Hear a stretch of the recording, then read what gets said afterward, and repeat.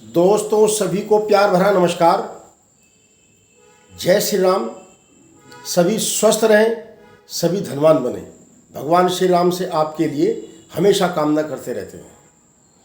दोस्तों हमारे हाथों में अनेकों प्रकार की रेखाएं हैं और मैं वीडियो बनाता हूँ, एक एक रेखा को आपको मैं अवगत करा रहा हूँ। हालांकि रेखाओं को समझना आपका काम नहीं, उसके गुण, दोष, उत्पत्ति या नुकसान, यह सब आपको समझने की आवश्यकता है। तो हमारे सामने बहुत बार बातें आती हैं, बच्चों के हाथ दिखाए जाते हैं, बच्चों के बारे में पूछते हैं कि ये पढ़ाई में कमज़ोर है, ये पढ़ाई सही नहीं कर पाता, इसके हाथ में क्या है। या बहुत से बड़े भी हाथ दिखाते हैं, जी दिमाग काम नहीं करता, समझ में नहीं आता। तो ऐसी अनेकों बात सामने आती हैं। तो उस रेखा को कहते हैं बुद्धि रेखा, जो हमारे दिमाग के कल पुर्जे को खोलती है। बुद्धि रेखा हालांकि सब हाथों में नहीं पाई जाती, ऐसा भी नहीं कि सबके पास बुद्धि नहीं है, उस रेखा के बिना भी काम चलता है। परंतु जो वो रेखा है, जिस जातक के हाथ में वो पड़ गई, चाहे वो बच्चा हो, चाहे वो प्रौढ़ हो, चाहे किसी भी उम्र का हो, तो उसकी पहचान एक बुद्धिमान पुरुष के रूप में की जाती है। अनपढ़ होते हुए भी पढ़े लिखों से भी अच्छी बात करता है जातक। हुई ना विशेष बात। अनपढ़ होते हुए भी पढ़े लिखों से ज़्यादा बुद्धि रखता है। आपने कई बार देखा होगा कि आप देखते रहो कैलकुलेटर पे, वो तुरंत बता देगा 12 अट्ठे कितने होते हैं, इसकी नपाई क्या है जगह की, इसका ये क्या है। तो उनका अनपढ़ का भी दिमाग बहुत तेज आगे होता है। तो वो रेखा कहाँ पर, उसका उद्गम स्थान कहाँ पर है। ये हमारे हाथ का नक्शा है, ये हथेली है, ये हमारा बुध का क्षेत्र है, और यह हमारी कनिष्ठ उंगली है, यह हमारी अनामिका उंगली है, यह हमारी मध्यमा उंगली है। मध्यमा उंगली और यह अनामिका उंगली, इनके जो बीच में खाली जगह बचती है, जो दोनों ग्रह को, दोनों उंगलियों को अलग करती है, इसके मध्य से कोई रेखा निकली है, ये इनका मध्य है, यहाँ से कोई रेखा निकली है, ये हमारी सूर्य रेखा है। सूर्य रेखा के समांतर, इसको सूर्य रेखा न समझ लें, क्योंकि स्थान बदल गया, उद्गम स्थान रेखाओं का बदल गया है, गुण और धर्म भी बदल गए हैं।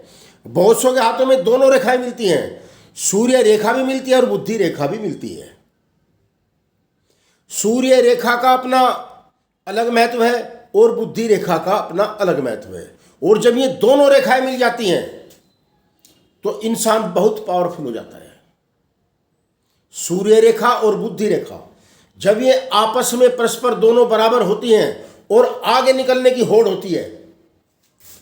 हमारी सूर्य रेखा, मैंने पिछली वीडियो में बताया था, हृदय रेखा और ये मस्तिष्क रेखा, हृदय रेखा से आगे निकलकर मस्तिष्क रेखा में मिल जाती है तो अलग भाग्य का निर्माण होता है। और यदि यह और भी आगे निकल जाए तो और शुभ मानी जाती है। ऐसे ही हमारी बुद्धि रेखा है, यदि यह अपने उद्गम स्थान से हृदय रेखा को काटकर, मस्तिष्क रेखा को काटकर सीधी जीवन रेखा मिल जाती है, तो ये समझ लो कि ऐसे इंसान की बुद्धि कितनी विकसित होगी। हालांकि ऐसे योग, ऐसे संजोग सबके हाथों में नहीं बनते, और ये भी नहीं कि जिसके हाथ में संजोग नहीं है उसके पास बुद्धि नहीं, परंतु भिन्नता आएगी। लखपति भी जी रहे हैं, करोड़पति भी जी रहे हैं। जिसके पास 50 करोड़ है उसका स्टैंडर्ड देखो, जिसके पास 1 लाख रुपए है उसका स्टैंडर्ड देखो, वो भी पैसे वाला है, वो भी पैसे वाला है। ऐसे ही इन रेखाओं का महत्व है।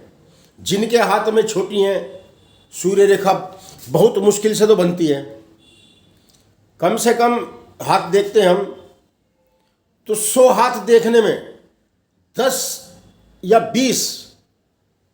50% ही मुश्किल पहुंचता है।